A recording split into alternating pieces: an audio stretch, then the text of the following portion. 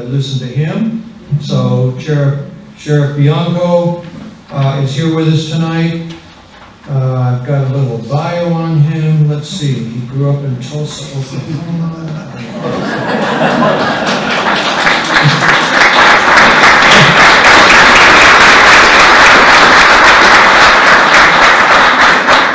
I do want to say a couple of things about the sheriff. He was re-elected in 2022 for his second term.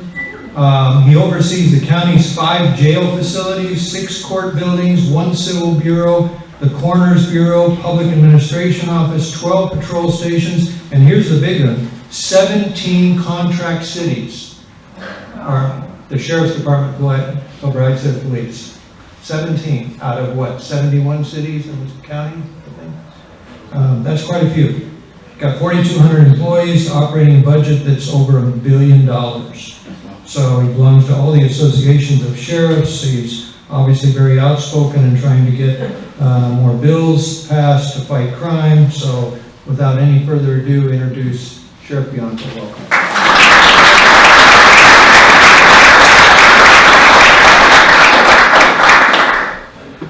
Well, now that they cheered you all up, I'm glad I could come up here and continue the trend. Interesting. Thank you all for asking me to be here and address you all. I'm hoping to keep it brief, and I will certainly answer questions after. This is an awkward room to talk to. Half of you are not going to be able to see me.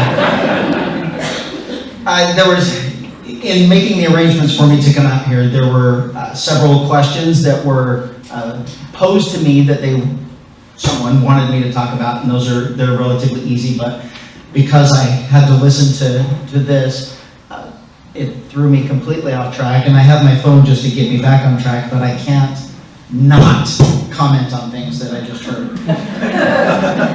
So I hope just because you all are here, you pretty much lost faith in government a long time ago. And if you think that they're being honest with you, I have some land for you. Cheap. There is nothing but ulterior motives, behind the scenes deals. Marijuana. So the state completely lied to everyone about marijuana. They were touting medical use of marijuana. It had absolutely nothing to do with medical use. It was about people wanting to get stoned. They touted Colorado, the success of Colorado, when we, especially in law enforcement, knew that Colorado was already a drastic failure. It was a complete failure while California was selling it to all of us. What a great job it was. And then came the biggie. We're going to get so much money in taxes.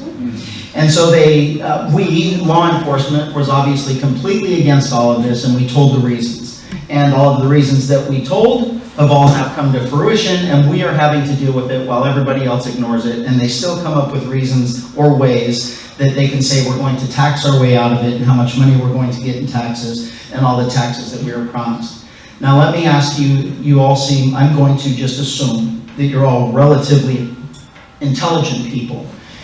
If you were in the market for marijuana and you wanted a $100 bag of marijuana, I have $200 bags weighed out, they're worth $100. If you go down the street and you want to go into store A, who has their license and everything else, and this is a $100 bag of marijuana. If you can stop 3 doors down at an illegal place and pay $80, which one are you going to do? Who's going to pay the $100? None of you are paying $100. Hence, why there is no tax revenue like they promised that we were going to have. Because what we told them, the moment you legalize this, you are going to completely blow up, expand black market marijuana. So what happened when they legalized it? Our Anza Valley, which if you don't know, are from Idlewild down south to the San Diego border, is a beautiful, beautiful mountain area. Mostly, some flat, but steep mountains, and very fertile. Well, guess what it all turned into? Complete marijuana grows. There were just thousands and thousands and thousands of illegal marijuana grows. They're all illegal. but that's what happened to support what they said was going to be California's legal marijuana. The reality is probably about 95% of all of the marijuana that California law enforcement seizes, including pretty much all of ours that we seize, goes out of state. It goes to the east, it goes to the Midwest, it goes to the East Coast because they can't grow it like we do.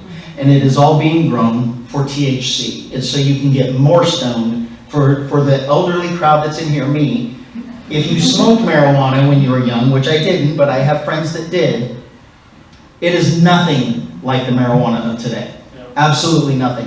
Maybe 30, 40 years ago, marijuana was 5% to 9% THC. Now they're pushing 30 and 40% THC. And they're doing everything they can to get more and more and more of it. It has nothing to do with medicine. It's about stoning people. It's about people wanting to get stoned. That's all it is. And it has nothing to do with taxes. Nothing to do with taxes. They're not going to get revenue for taxes because the people are selling it illegally and they make more money. It's all cash and it's unfettered. They do it all they want. And the cities are going to get nothing. So if any time the city promises you they're going to bring more in and they're going to get more revenue, they are lying. Because law enforcement we are telling them they are lying. We are showing them they are lying. And what it does is it brings in, they said, the peace officer that got killed when he responded to the robbery. At least that's the only one that we know of. But plenty of law enforcement across California has been involved in shootings at dispensaries where we respond to robberies or burglaries or other types of crimes that happen there. And it's not a matter of if a dispensary is going to get robbed or burglarized. They are. They will. It's not if, when. And sometimes multiple times. This one where the peace officer was killed, that was the second time in 2 hours they had been burglarized. So they invite crime. It is completely controlled by the drug cartels. And unfortunately, it's not only Mexican drug cartels, South American drug cartels. I don't even know why I said that. I said I was going to refuse, but there was I was on another meeting today, and unfortunately there was a very ill-informed person that was speaking on the opposite side of what I was. And I was talking about the Mexican drug cartels and how they completely control our border. The security of the United States is in the hands of the Mexican drug cartels. I'm telling you that right now. And he called me a racist because I don't know that they're from Mexico. They could be from other South American countries. So I'm a racist because I'm calling them Mexican drug cartels. He's at it. Let's go. I know. So the unfortunate thing about marijuana, and then I'll get into fentanyl in a minute, but it's completely controlled by the drug cartels, Mexican drug cartels, and the Chinese mafia. And what we're learning is the Chinese government. The money is going back to the Chinese government. Everything that happens in China, it's a communist country, it's all for the government. And all of these grows are run by either Chinese nationals, Mexican nationals, and drug cartels, and there's even some Armenian gangs. It's all gangs, it's not normal people. There are certainly some mom and pop operations that try and make money off it illegally, but the vast majority are run by murderous, crime-ridden drug organizations. We have had several murders in Riverside County because of marijuana grows. We have had several murders because of dispensaries. And we had one mass murder. There were 7 people murdered in one illegal grow that we have yet to solve. It's been coming up on 3 years. I don't know if we'll solve it because there's just zero cooperation between, all of the victims that were there are dead. And then the people that we're trying to get information from are not cooperative. It's a Chinese national organization, we believe, and we probably will never find out. A couple of weeks ago, if you saw in the news, San Bernardino had theirs out in the desert where they had 6 that were killed. And the press acts like this is a big deal. Well, we've been reporting it for 3, 4, 5 years, but the press doesn't care. They actually call and ask us, was it gang related? Yes, okay, we don't want to report it. Was it marijuana related? Yes, okay, we're not going to report it. That's what happens.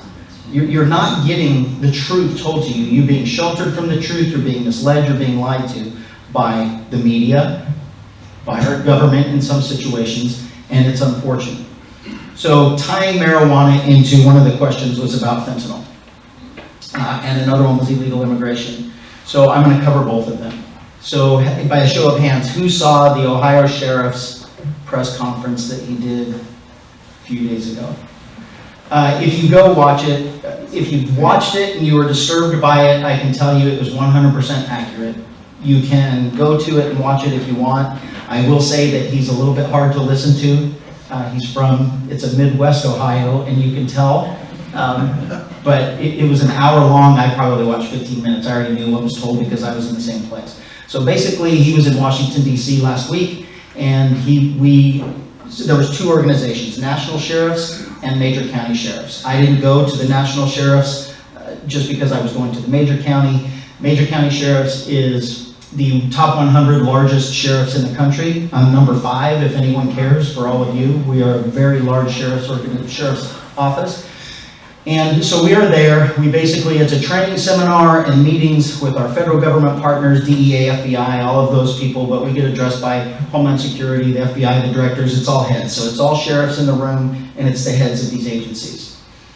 So we were told by the FBI of the disaster of our border and the amount of people that have come across, and then we talk with Homeland Security, we talk with Border Patrol, they've all given the same stories. But so if anyone does not know, our border is 100% completely open. And I want to tell you something, as you're listening to the media and as you're listening to politicians, words are important. Words mean things. And they are using words to deceive you because you don't want to look into what they really mean or what they mean by saying those words. So one of the things that Secretary Mayorkas said when he was addressing us was that apprehensions at the border are at an all-time high. So I'm going to be very nice to my wife and not use the 4-letter word that's spelled L-I-A-R. So I'll just say dishonest. I called him dishonest. I actually used the 4-letter word and said, you've been lying to us dishonest to us for 3 years. You've been dishonest for the media for 3 years. You've been dishonest to the American public for 3 years. And you know 100% that the border is completely wide open. It is not secure. And the apprehensions that they claim they are doing, that is 100% true. They have the most apprehensions in history. It's in the millions. It's in the 10,000s a day. The problem with those apprehensions is before President Biden, when you were apprehended, you went back to the country you came from. Now when you're apprehended, you're given paperwork to belong in the United States and you're allowed to come back in. Every single one of them. The only exception is if we find you on a terror watch list. So the people that are coming across the border don't come with ID, if you can believe that. And they just give a name and a birth date. And so we run that name, Border Patrol runs that name and birth date through a database, and if it pops up as on a terror watch list, then we actually do send them back. So strangely enough, some people are so stupid that they actually do give their real name and birth date. And there's a handful of people in the last couple of years that have been deported back to their country of origin because they are on a terrorist watch list. But the ones where Joe Smith, birth date of yesterday, wow, that guy doesn't have a criminal record, or a gal doesn't have a criminal record, we can't find him in any terrorist watch lists. Here's your green card, proceed into the United States. You now have a work permit, you can work, you can do whatever it is you want, but here's this ticket, you have to appear in court, and your court date is from 7 to 10 years from today. So if you think any of them are going to report to that court date, you're wrong. And your federal government is completely misleading everyone. The press is allowing them to do it. The media is not calling them on it. And we in law enforcement have to deal with it. I work very, very, very close with our Border Patrol, with our Homeland Security. We're on task forces. I go down to San Diego and El Centro repeatedly and meet with their chief, and they take me out on the border. I have been patrolling the border and come across 485 people coming across at once that were all detained, but they're giveaways. They purposely get detained. And what happens is the Border Patrol is under direction from the federal government, from the president, and through Mayorkas, who, does everyone know he got impeached this afternoon? Yes. I don't know what that's going to mean, probably nothing. But I was hoping it was because I told everybody that he was lying, but I don't think I had anything to prove it. I think everybody's just dishonest. He's dishonest, yes. So, I lost my train of thought. 485. So, what happens is, they are under direction from the federal government that they have to receive everyone. They have to detain everyone. So, 485 people come across at once, and it was in the San Diego sector. I was in the El Centro sector, but we were riding horses across the border, down through the mountains, and right at the border, as it comes into the San Diego sector, it's in a mountain, very treacherous mountainous area that goes into desert before it gets into more hills before San Diego. And 485 came across. How many people, Border Patrol, do you think it takes to secure that many people? They need vans. There's probably only 50 at the most Border Patrol agents working at one time. So you can imagine all of them are now dealing with these 500 people that just came across. That is their direction. So while, and I told you this earlier, but I'll add it in a second. So while they are dealing with those 500, what do you think happens? All of the people that don't want to be caught now go around it. And there is absolutely nothing Border Patrol can do. Your lovely government has made it a crime for me to do anything. Local law enforcement, state law enforcement cannot do one single thing to assist Border Patrol, or we are guilty of a crime. And DOJ has said they will prosecute us. California DOJ said they will prosecute us. Hold your question. As these people are going around, those are the ones that we can't stop. I can't stop them just for running through the desert. And when I do stop them, they have now made it a crime that I can't ask them where they're from. I can't ask them if they're a citizen of the United States. I can't ask them any of that information. And if they don't have ID, too bad, so sad. If I can somehow find a way to legally search them, find drugs or find weapons or something like that, that's a different story. But otherwise, they're free to come into the country. And the ones that are coming into the country, we have absolutely no idea who they are. The ones that, and now let me tell you this. There was a huge phenomenon in 2023 that I'll talk about later when I'm talking about fentanyl numbers. But our border, our entire southern border, is 100% completely controlled by two drug cartels. The Jalisco and the Sinaloa drug cartels control the entire border. No one comes across that border without paying them. People are willing to pay up to $100,000 to the drug cartels to smuggle them in. Some people pay $5,000. The ones that, and this is the weird thing. You don't have to pay anything. You just walk across. They're letting you walk across. Our federal government is letting us walk across. It's free. They're having to pay to get past the drug cartels. So they pay $5,000, $10,000 each for the free entry into the U.S. And then someone else is going to pay $100,000. Why would someone pay $100,000 when you can do it for $5,000? That person doesn't want to get caught. So as soon as the drug cartel arranges for groups, they know how many Border Patrol are working, they know where they are working, and when the drug cartels plan these groups of give-ups, they release them, they let them go, they tell them where to go, where Border Patrol will meet them, Border Patrol has to meet them and start dealing with them, and then they run the $100,000 people around. The drug cartels, at least temporarily, are getting away from drug trafficking because they're making more money human trafficking. The amount of our agency recently stopped a load of fentanyl going back into Mexico because the cartel doesn't want to deal with it anymore. It's attracting too much attention. It took 4 years, but the federal government is finally cracking down on fentanyl. The DEA has made it their number one priority. Homeland Security, the same thing. Law enforcement, it's been our number one for the last 4 years. It's attracting too much attention to them. They can make more money on people. So they're letting gangs, Hispanic gangs, black gangs, Asian gangs, they're letting them go across the border, get the drugs, bring it across themselves, still paying the cartel, little factions of the cartel, but it's not, you can't directly put it on the cartel for doing it. It's a weird thing just because of the amount of people that are coming into the country and the amount of money that they're willing to pay.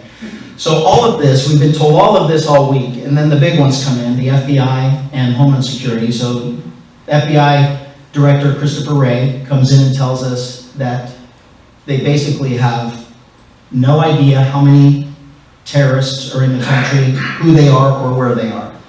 And it is an extreme alarm situation that it is not a matter, this is what that sheriff said on his video that he did, it really is going viral. He said that, he told them last week that it is not a matter of if, but a matter of when there is a terrorist attack on our soil. And what they are guessing, just by the number of known getaways, is there is a minimum, an absolute minimum. There is enough bad actors from the Middle East, from places that don't like us, that could carry out simultaneous attacks on the U.S., minimum 20 times of what we had in 9/11. So the amount of people that were here, and the amount of people that it took for 9/11, there's 20 times at least in the country, and they have no idea who they are or where they are. And then Homeland Security comes in, the Director of Homeland Security comes in and tells us the border's secure. I will tell you, on good news, is that in the last several months, the good news is, and this goes back to something that you said, and I don't want to disparage him too bad, but you can't get away from the truth. The bad thing about law enforcement, I should have said this in the beginning. I say this everywhere I talk. If you put me in a room, I don't care who you put me in a room with, and you make me talk with them, and we have a debate, we have a forum, whatever it is you want to call it, the only person that you can count on telling the truth is me. I'm not saying that the others won't tell the truth because they want to out of the goodness of their heart and their character. The only one that is mandated to tell the truth is me. As a law enforcement leader, as a law enforcement officer, especially a leader, I affect the entire department. If I say something that is not true, I disqualify myself from this position. I cannot be a law enforcement officer in the state of California if I've perjured myself. Perjure is a nice way to say I lied. So all of these things that I'm telling you, no one ever calls me on it. No one ever says you're lying. No one ever says, because they know I'm not. I'm simply not, and I never will. So when I hear others that are, it's amusing sometimes.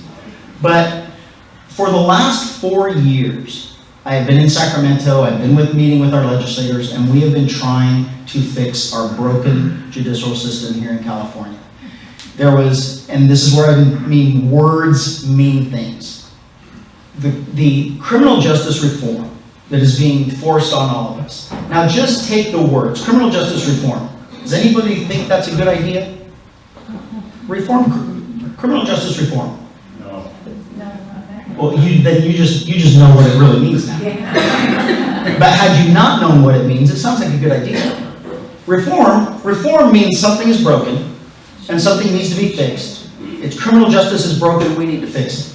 I 100% agree with that. 100% agree with it. But words mean things.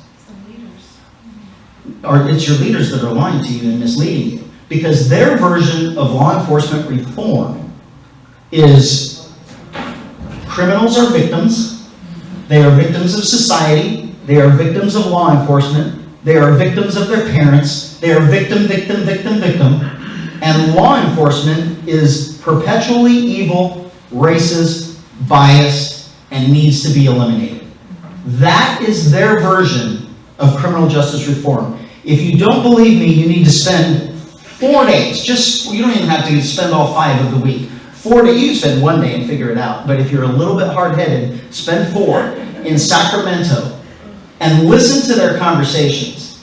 And you will hear that law enforcement is the enemy, criminals are victims, and it's all because of racist cops. Racist and biased cops. And it is completely a flat-out lie. And so what we have are laws that prevent me from doing my job of keeping you safe.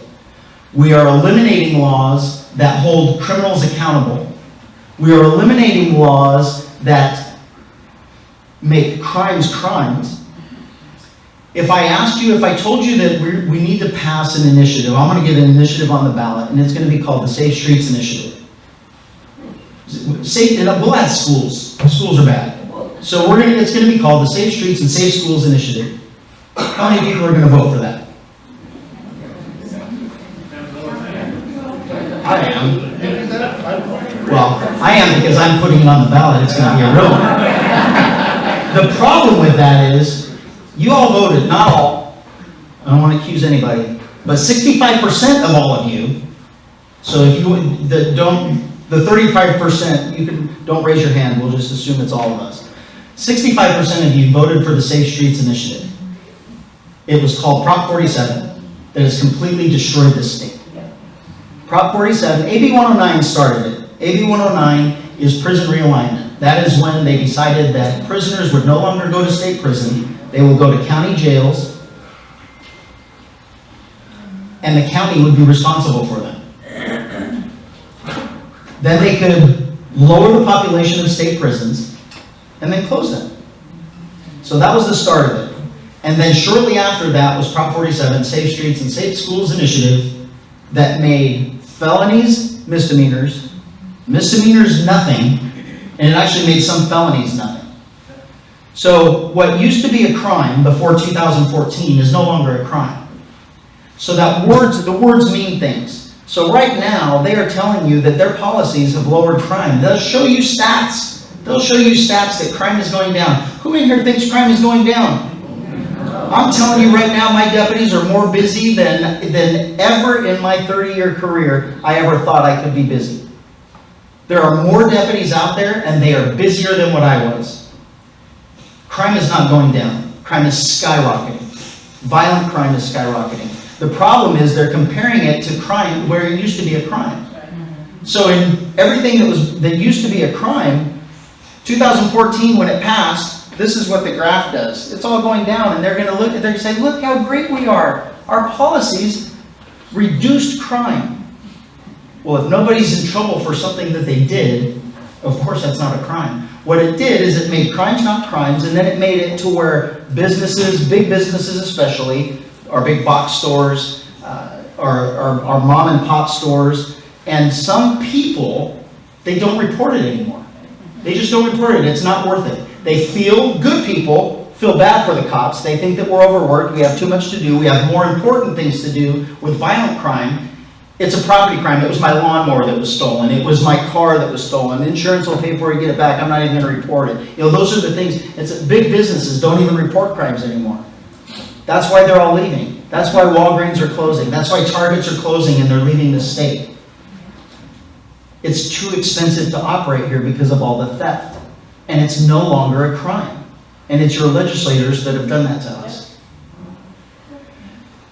I got busy on the state instead of the federal and fentanyl, but what you can all be assured of is that we work extremely well with our federal partners, the DEA, the FBI, Homeland Security. We have people on their task forces, and they have people on our task forces. And what that does, it's minimal compared to I've got 4,000 employees, and I maybe have 20 on a task force, maybe 40 on a task force on various federal task force, and then they have some that come into ours and make it so I don't have to give anybody to them. But what that does is it somewhat bypasses the state laws of a sanctuary state. So if I have a task force that a Border Patrol agent is on, and we come across crimes that my deputies are investigating, and there's illegals there, or maybe they may be there illegally, they don't have documentation, that Border Patrol officer can now take over that investigation. And if we have been cross-sworn, then we can do that too as a federal officer.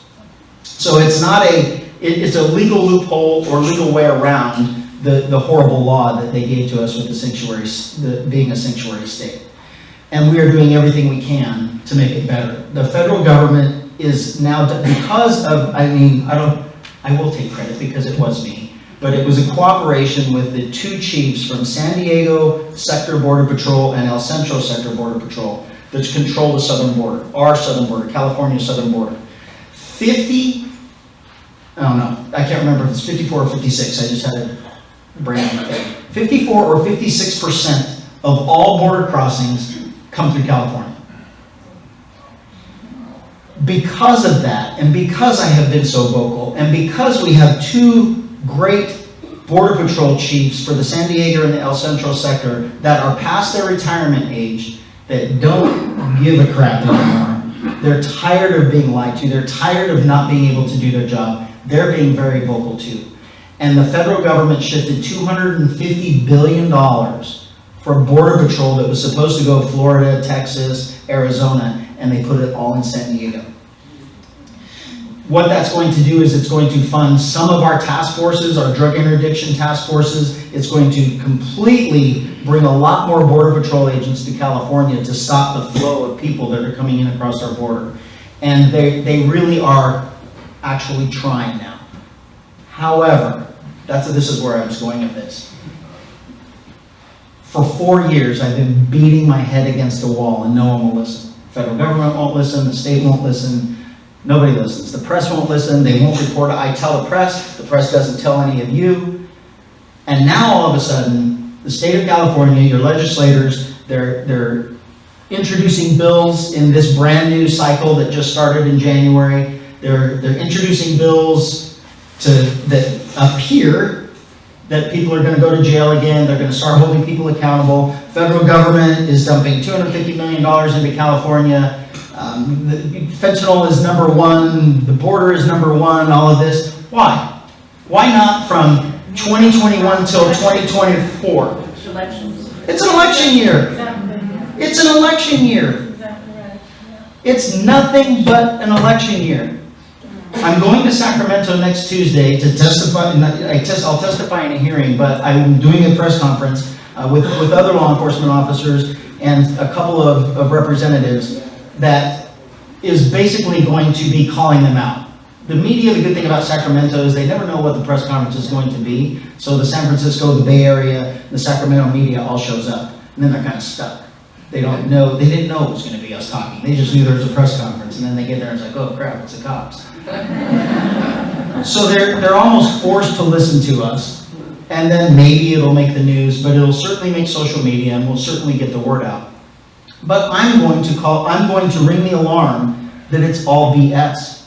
These bills that they're putting through right now are complete BS. For instance, one of them, because I am so vocal, I've found that I'm very unpopular in Sacramento, but none of them want to be on my bad side. And so they ask me, or they ask my legislative assistant or legislative person that I actually have in Sacramento, if I would be willing to side with them on a bill. One of them was about theft. And it was making theft go back down to $450 instead of the $950 to make it a felony. And then he said, I'm like, yeah, that's good. That's Prop 47. That's good. That's what we're all trying for. And then so I'm talking to him face to face as he's telling me this, and Julio's behind me, and he keeps elbowing me or whatever he was doing. And I'm like, okay, what? And so I kind of distance myself, go talk to him, and then he tells me what's really in the bill. So he almost had me, because he seemed very believable. And how can he sit and lie to my face? He would never lie to my face.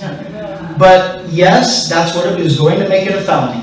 It was going to make the $450 a felony, and you would actually go to jail for it on the 4th time. So I said, why 4? Why not 8? Why not 12? Or here's something, why not 1? Why not 1? And then, so then I get accused of being racist, I get accused of the school to prison pipeline, all of these things that are emotionally charged but are complete fabricated lies. There's no such thing. The school to prison pipeline, that's the biggest one. You are in a position right now, it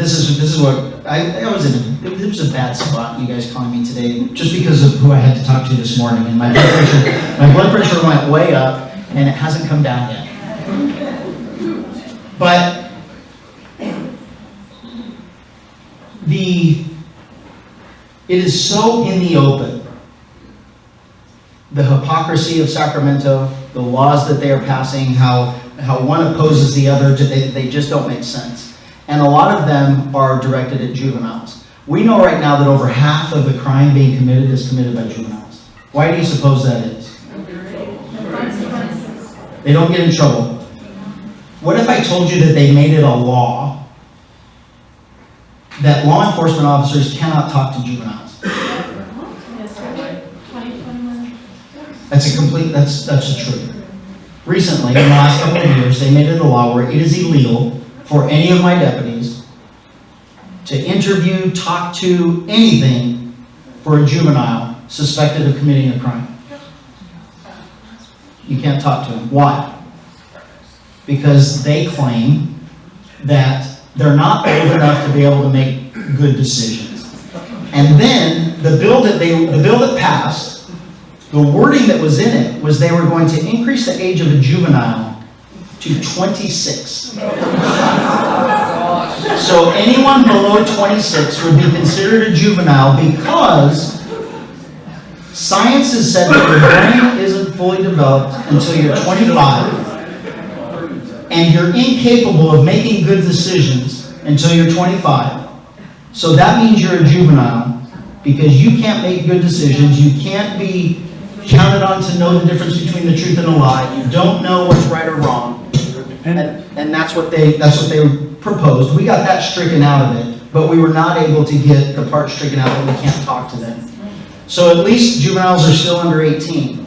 But this is the same lawmakers that are making it legal for a 10-year-old to decide they want to be a girl instead of a boy, and without their parents' knowledge, have the surgery to do it. And they're working on passing those laws too. It just doesn't make sense. Nothing makes sense. So juveniles are committing the crimes. We knew it was going to happen. If you are an adult, do you want to recruit a juvenile to go commit the burglary, or do you want to go do it yourself? Just get the kid to do it. They're going to want to do it because they want to fit in. They want to feel cool. Give the guns to the kids because the kids don't get in trouble for it. There's no more juvenile hall. They don't go to juvenile hall. There's no accountability for anything because it's my fault. It's my fault. It's a school to prison pipeline. They want to pass a law now that is going to make it illegal for law enforcement to be on school campuses.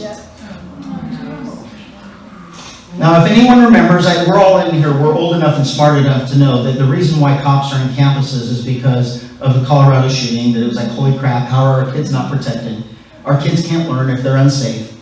Our cops can't respond to violence on schools if they're 10, 15 minutes away, it's too late. We need cops in campuses. So all across the country, we've got school resource officers that are absolutely amazing. They do amazing jobs. They're counselors, they're coaches, they're dads or moms when they don't have them at home. They're teachers, and sometimes they're cops. Rarely, but sometimes they're cops.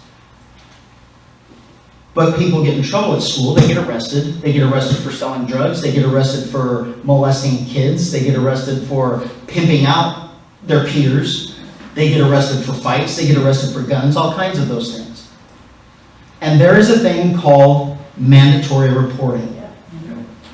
Teachers, any teachers in here? Are you a mandatory reporter? Absolutely. Absolutely you are. A mandatory reporter, or teachers, for lack of, law enforcement's mandatory reporter, that goes without saying. But teachers, doctors, nurses, school counselors, anybody that has to do with kids, the medical field, they're all mandatory reporters. And what that means is when they come across a case that is either appears to be violence, appears to be rape, appears to be child neglect, child abuse, sexual abuse, any of those things, they are mandated to report that. They are mandated to report that. So last Friday, I arrested a principal from a Harupa Valley School District for failing to report. If several weeks before that, I also arrested a deputy who was using illegal drugs. We found out, we arrested him, we fired him, he's gone. We're not perfect. We try to be. Some of us think we are. My wife tells me I'm not. We strive to be, but we know we're not. When that happened, our phones would not stop. National media wanted statements. They wanted me on camera. They wanted my response to one of my deputies using drugs. How dare you, you evil person. So I arrest a principal from a high school for mandatory reporting requirement violation and book them in jail. Not one media inquiry. Not one. How does that happen? Someone's not curious, why did you arrest a principal for not reporting? Maybe because I would have reported. You're being very adamant now, so I'm going to come to you as soon as I finish this. 6 months ago, we started an investigation. This is how long ago this happened. Because 2 people reported that they were victimized at school.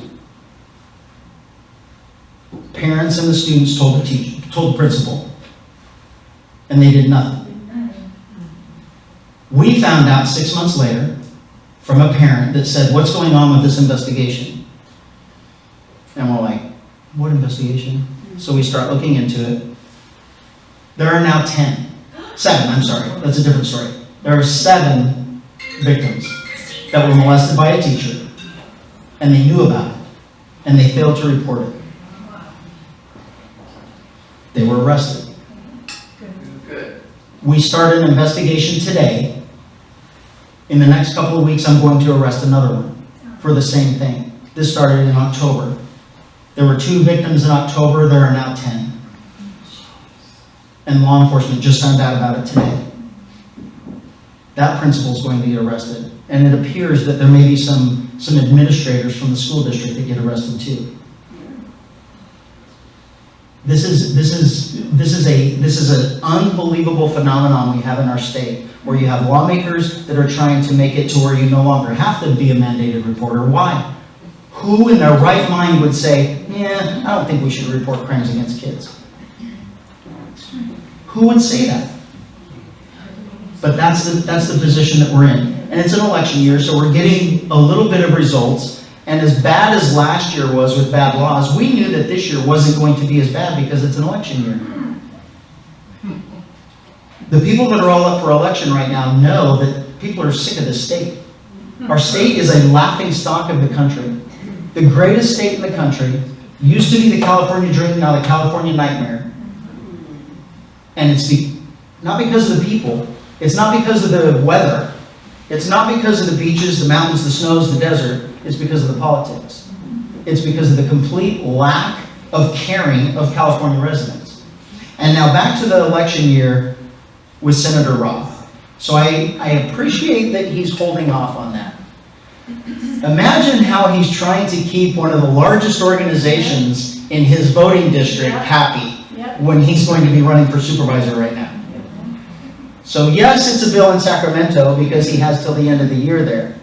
But he wants all of your vote to be a supervisor in March. See through it. So it's great that he's holding off. I hope he's making it right and not just delaying the inevitable.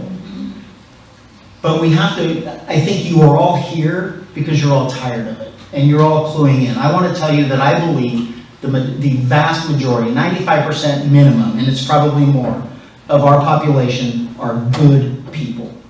We are good, law-abiding, upstanding people that we have more in common than we have differences. And we're all getting tired of this. That's right.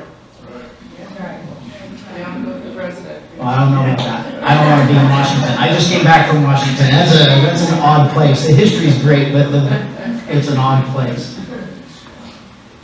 You all are feeling it. You all are tired of it. And you're coming together in groups like this, not just in our county, not just in Mission Grove and Woodcrest and Orangecrest and Paris and Temecula, Moreno Valley, the desert. It's all over. All of these groups are like 5 times, 10 times, 20 times larger than what they were 5 years ago. Because they're tired of it. And what I blame it on is apathy. We just didn't care. If it didn't, you put your blinders on and you look at your kids, you look at your spouse, everything's good, I'm going to work, I've got a good job, I'm paying my bills, my kids are happy, my wife's happy, my husband's happy, my parents are happy, my job, it's a good job, everything's good, nothing else affects me. Now it does. Now everything is affecting us. First time ever, we have an exodus from California. 1 million people left California. It's never happened ever. Businesses are leaving us. What's worse is my beloved In-N-Out Burger is closing stores. I mean, how does that happen? Okay, before we get too long, yes, sir. I'm going to give you 2 questions because you've raised your hand like 5 times, so I know it's different questions. I only have one question. And I asked it totally out of ignorance. So I think everybody in this room might want to know the answer to it, unless they all know and I don't. Here's my question. What rule is there, what law is there that says that you, as head of the sheriff's department, or the sheriff's department, can't start your own YouTube channel and put all the stuff that you're seeing on YouTube to get the public on your side? Because I think if what you're saying, I'm loud enough, I don't need it. I think that if what you're saying, I take your word, it's true, then showing it and getting it so that all of us, you are now on equal footing with the media, you are on equal footing with the large corporations, in that there is YouTube, there is Nebulous, there are several other video channels that will have a large enough audience around the world that if what you can show us, we can see, that would get the public more on your side and more in the, I guess you'd call it the... You're 100% right, and there is no rule. We should be doing that.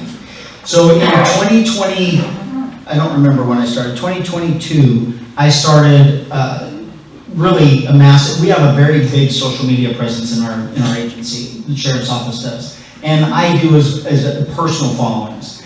And so I was going to use that to promote those types of things. So my failure is in 2022 we started it, and we did probably have a podcast. It's called the RSO Roundup. It's going to continue to be called the RSO Roundup. And it's basically going to be talking about all of these things. We started it, we were maybe like 15, 20 episodes in of getting everyone accustomed to what's going on with laws and with politics, and I was promising that we were going to be pushing the limit on getting in trouble with the things that I can say online and the things that I can't. And unfortunately, we failed last year because the beginning of 2023 is when we had our deputies that were murdered, and then a couple of months go by, we're dealing with that for a couple of months, we lose 2 more, and then before long it's August, and now I'm trying to make up everything that we had canceled for the first 8 months. And we completely neglected our social media and the podcast. So now we're coming back with it, and we are putting them on YouTube. Let me interrupt you for just 1 second. Most people are not going to, most people will tune into something like that to learn something. But to do what you're trying to do, you don't want people to tune in and watch 2 people sitting there talking to each other. What I'm suggesting is that you show the body camera footage of the things that you're saying are happening. The images, one image speaks for 1,000 words, so therefore, show the stuff that we want to see, not tune us into, okay, this is happening over here. In other words, the talk you're giving us tonight, here, nobody wants to hear you talk it. We want to see it happening so that we can get on. I got it. So I'll say it again. I will promise you this. My first one is tomorrow morning. We already have it. At 9 o'clock in the morning, I'm filming it. And it's just going to be me. This particular one is talking about inmate deaths. And it's everything that we're experiencing in the jail with inmate deaths. That if you believe everything in the media and everything from the people that hate me, it's I'm killing everyone. So we're going to tell everyone why they're actually dying, how they're dying. It has nothing to do with law enforcement. And it's actually a problem caused by the state that's forcing it now into county jails that used to just be a state prison problem. And we're hoping that we do it once a week. If we can do it more, we'll do that. If it has to be every 2 weeks, we will do it. But I can promise you, you can say from this point forward, I'm the cause of that. I made him do that. And we are going to do it because it's almost to the point, and I told my wife when we came back from Washington after this week, I was so frustrated. I was so disgusted that it's so easy to be lied to and misled when you expect people to be doing the right thing. And no one cares. The media is not calling them out. You've got our governor that comes on a press conference and lies in the media. You can see how much they love him and they just smile and they're giddy about him being there. And it's how are these people not being called out? And I told my wife, I said, I'm done. I'm going to start calling them out. I'm going to be more vocal than I already was. If there's a media that is not letting us all know, then I will help be that catalyst that does let us know. So you're 100% right. Yes, ma'am. Two things. There's a bill right now, and I didn't bring my notes because I work with a coalition, that's actually going to make it illegal for schools to report to the police a sexual assault on the campus, student on student. It's literally in the legislature right now. But I want to go back to the border. I don't know if anybody watched the Brett Weinstein interview on the Darien Gap. And the fact that there's a male Chinese camp down in Panama that they get housed at and then they make their way up to our border. And I'm concerned, like you've already said, like I think we're all aware of, that there's this massive open border. And now you've said they've admitted in Washington, they have no idea how many bad guys are here, but there's a lot of them. So as I don't have a CCW, I don't want one only because I'm too old. I feel like I'm too old. I know how to shoot the gun, but I don't know if I want to go like that. But what do we do to make ourselves safer and our families safer, given the fact that we don't know who's out and about? Right. That's a good question. And we really don't know who's out there. I just read right before I came home today that in 2020, the CBP and Border Patrol detained, coming into the country, something like 26 or 25 Chinese nationals. And so far, this fiscal year, 20,000. Yeah. And here's the problem with that. They're all military-age males that they let into the country. They're all here. And the problem also with that is it's also people from Pakistan, Turkey, Iran, Syria, all of the places that hate us, that would do us harm, they're all here. So that is a legitimate question, because if you listen to the FBI director, him saying it's just a matter of when. So the only thing that I can tell you is that you have to be aware. You have to be aware of your surroundings. You have to report something. If something looks out of normal, you have to report it. If you, show of hands, how many on all four sides of you, how many of you know the first and last name of your neighbors on all four sides? That's actually pretty good. I made a nuisance out of myself. Don't be a nuisance. You want to be the nice guy. You have to know who your neighbors are. You have to know who your neighbors are. Who belongs in your neighborhood? And if they don't belong in your neighborhood, you need to make notes as to why. What's the type of car? What did they look like? Were they male, female? What, if you can decide what race they were, guess, what did it look like? If they live there and they don't want to be friendly and there are weird things that are going on in the middle of the night, you need to tell us. You need to report it to law enforcement. The worst thing for us is for us to come across a horrible situation and find out that the neighborhood's known for months and everybody thought everybody else was reporting it because they didn't want to be the one to do it. And then for your surroundings, you have to be aware of your surroundings. When you go out, you have to be aware of what's around you. If you go to a store, this is the worst thing in the world. Worst thing in the world on so many different levels. But if you are on this, you aren't paying attention to anything. You're probably going to fall into a hole because you're not paying attention to where you are. But you're certainly not paying attention to the person that's following you, or the car that's right behind you, or the two guys that are following you in the parking lot that are going to steal your purse, or your groceries, or your car. You have to be aware.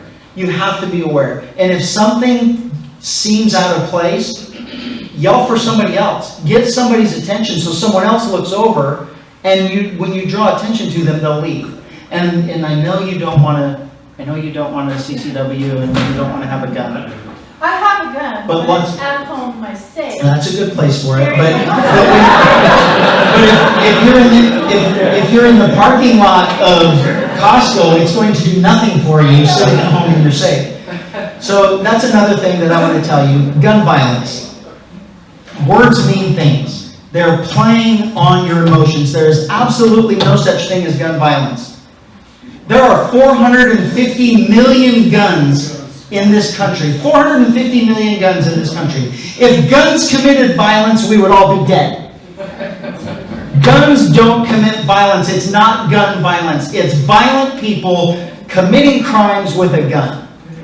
And as long as we allow them to call it gun violence, we're going to fall in the emotional struggle of right and wrong and just go along with the program, and they're going to pass these stupid laws that take your right to protect yourself away from you. Because these horrible, horrible gun control laws that they are implementing only affect this ring.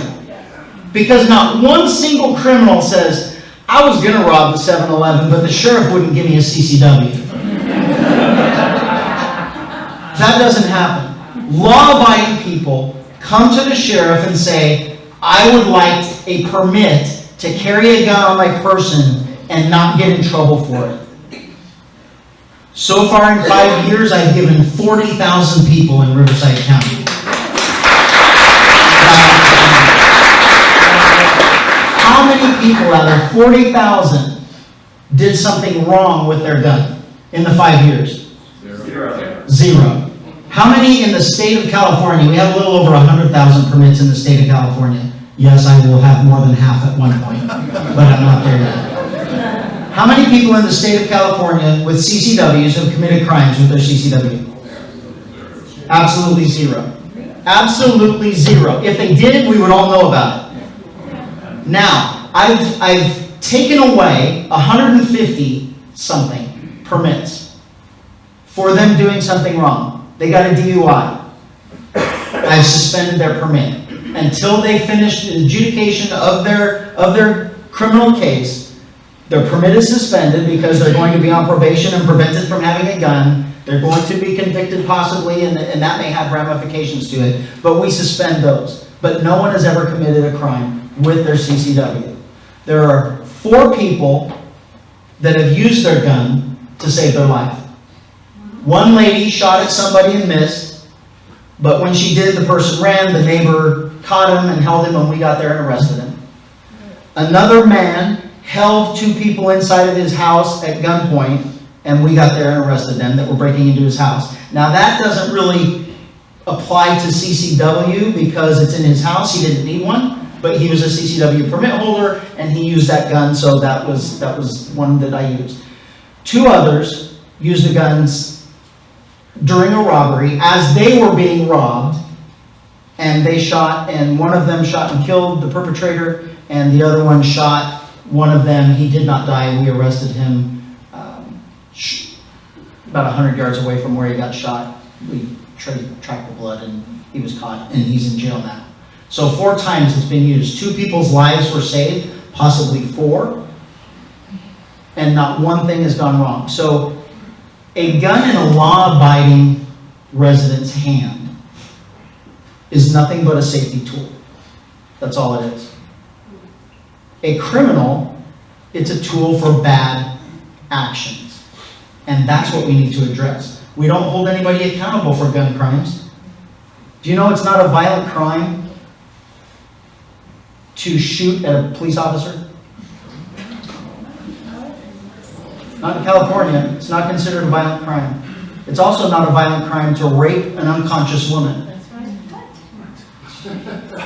These laws have actually been passed by people. There are people passing these laws that think that's okay.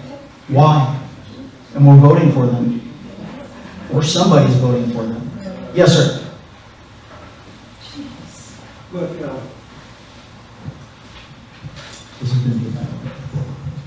I'm with an organization that tries to teach Americans what to do. Because we go to these meetings that are wonderful, but we hear about the problem. And a lot of times when you walk away and you don't know what to do about it, it almost makes you want to just give up. 4 years ago, I took 2 people with me to see Sabrina Cervantes.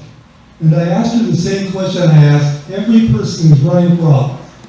According to the Declaration of Independence, what's the purpose of government? And invariably, whether it's Cervantes or Senator Roth or Karen Spiegel even, they all say the same thing. It's to protect the people. That's baloney. According to the Constitution, according to the Declaration of Independence, governments are instituted to protect the rights of the people. I'll protect myself. I don't need the government, I don't need cops coming to protect me in my house. But with Cervantes, I asked her that, and then I said, ma'am, your job is to protect my rights, and I'm expecting you to do it. 4 months later, she sponsored a bill that would make my priest a felon for simply counseling someone about sexual dysphoria. We hit her with affidavits. We called her out. We said, this is your responsibility to protect the rights of the priests as well as the American people to speak out on any issue like this. You have no right to sponsor a bill like this. Hold it away. What's that? The feedback, just bring it away from your mouth a little bit more. We're all hearing the feedback. Oh.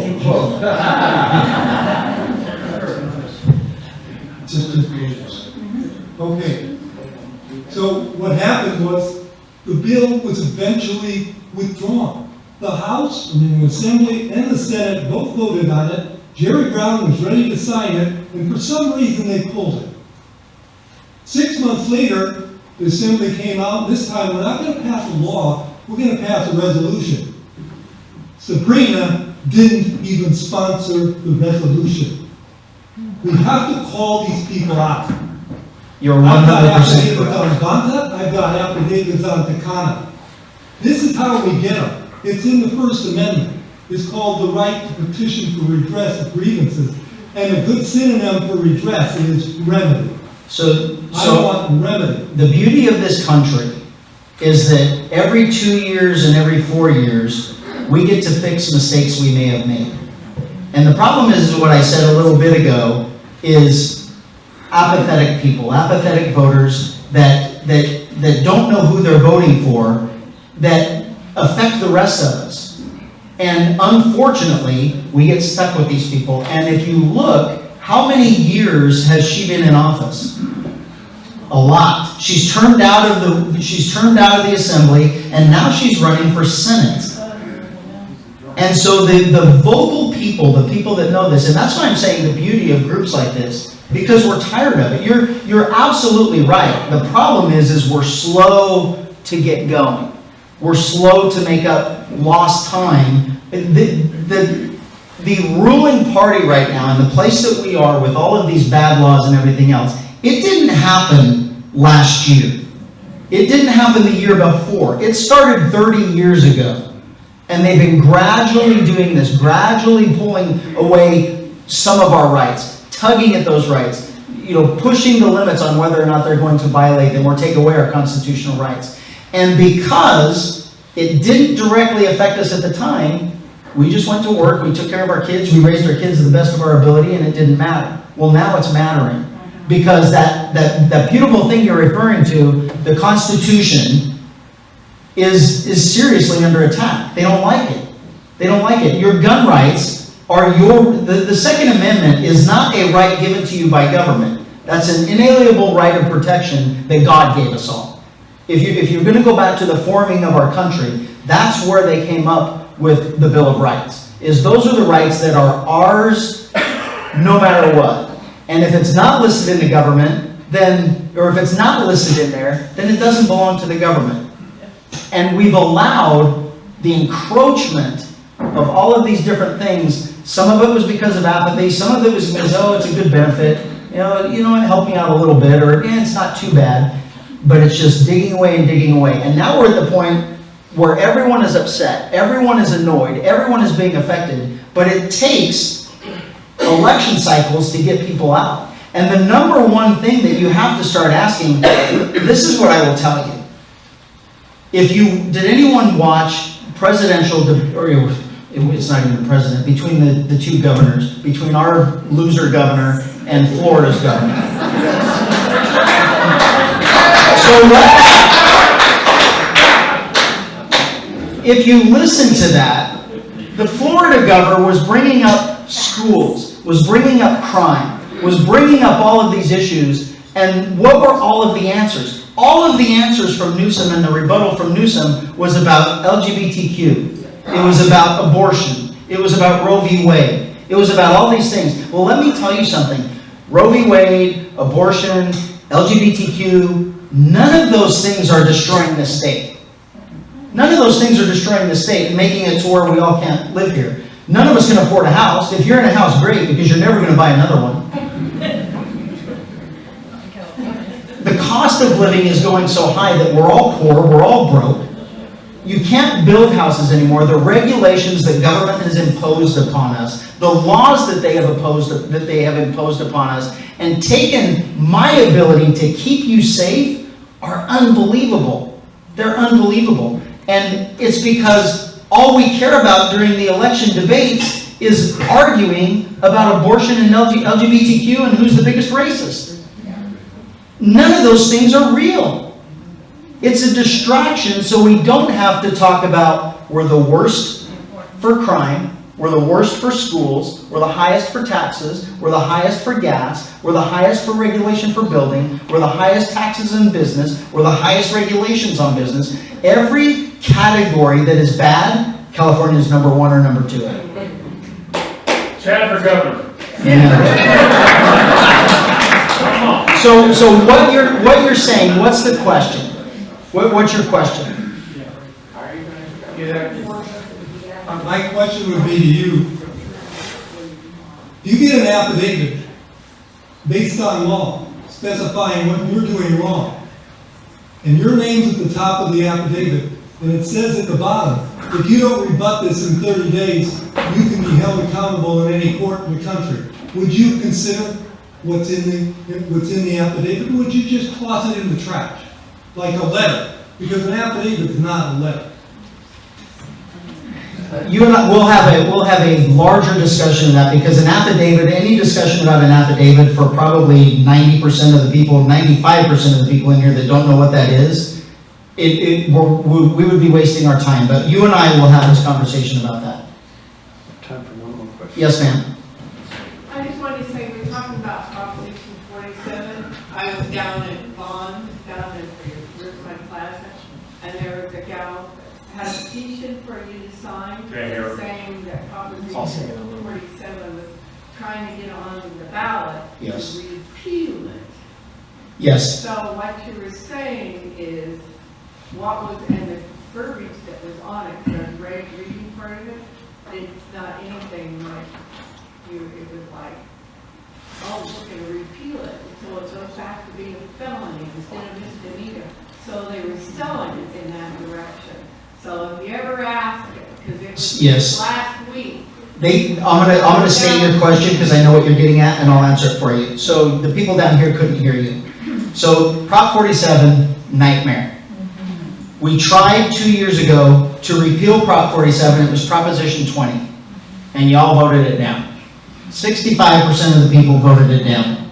And the reason you voted it down is because the name of the proposition sounded good. It was like, oh yeah, I need to do that. That's horrible, I would never support that. So y'all voted no, and you should have voted yes, because we were trying to repeal Prop 47.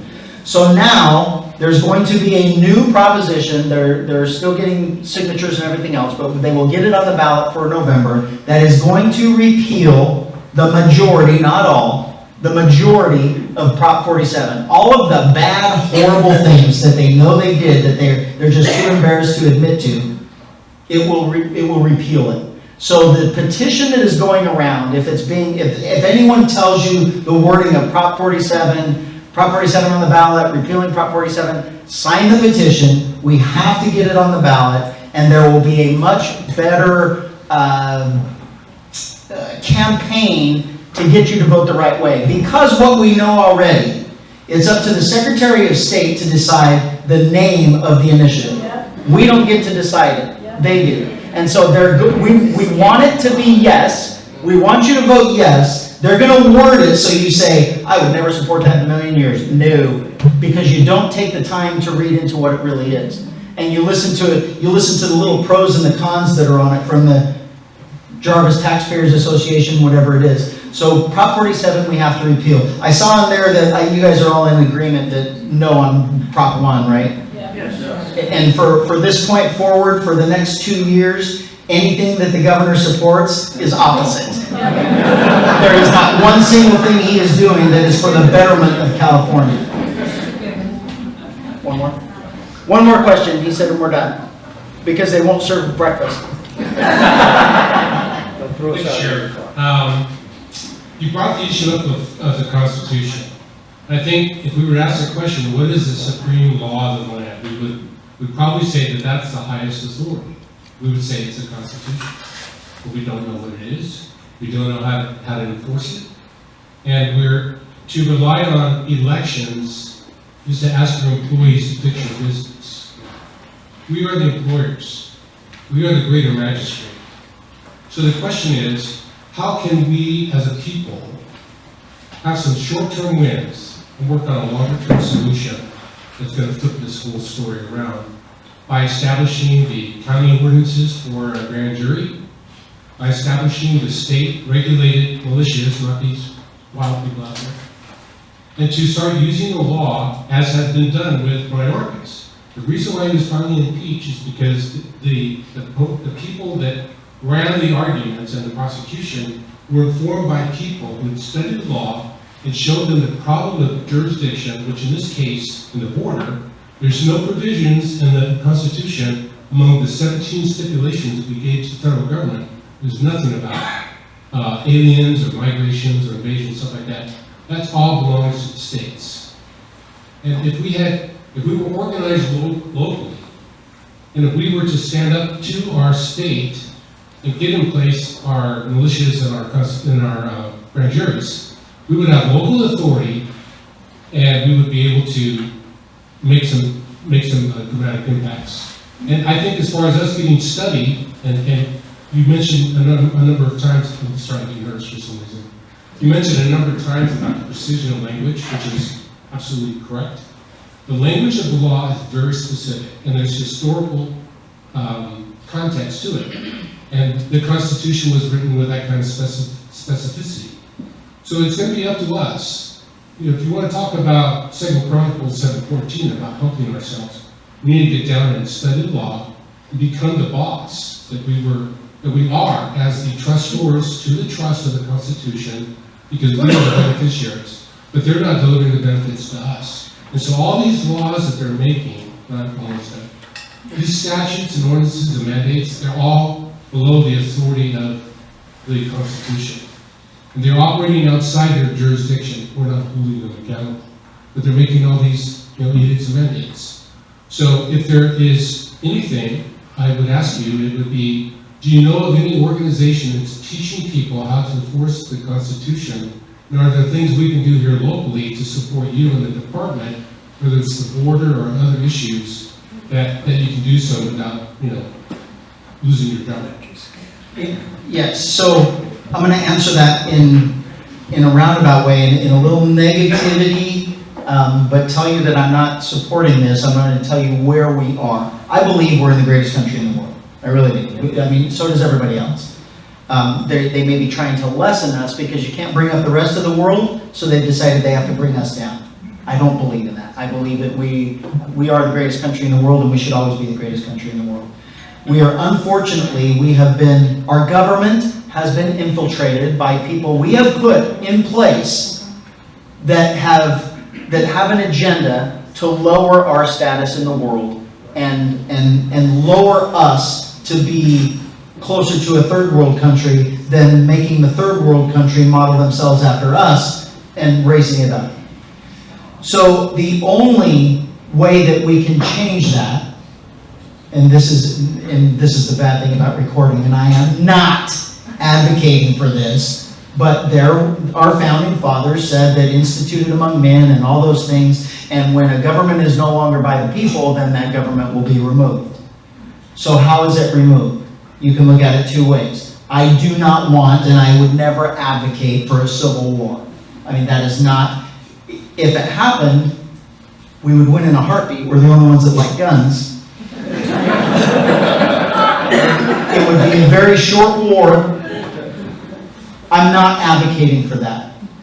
I'm advocating for what is happening now with people finally standing up and being vocal, because 50 years ago, 100 years ago, 150 years ago, and 200 years ago, everyone was vocal about who they were putting in office. Everyone knew where everyone stood that they were going to put into office. And it was a government by the people, because they made sure, what are you saying about making the workers, run the business? They were making sure, the people were making sure that the people that they were putting in there were going to do right by them.